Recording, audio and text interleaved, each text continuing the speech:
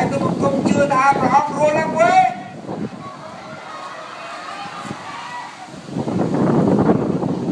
ពីព្រោះព្រះអង្គជាព្រះសូមព្រះអង្គសម្រួលទូបង្គំ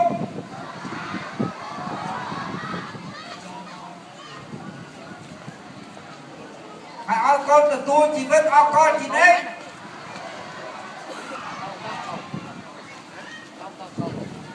ទូបង្គំអរគុណព្រះអង្គខ្លាំងណាស់ទូបង្គំអធិដ្ឋានក្នុងព្រះនាមព្រះយេស៊ូវអាមែនអាមែន Dạ đại vua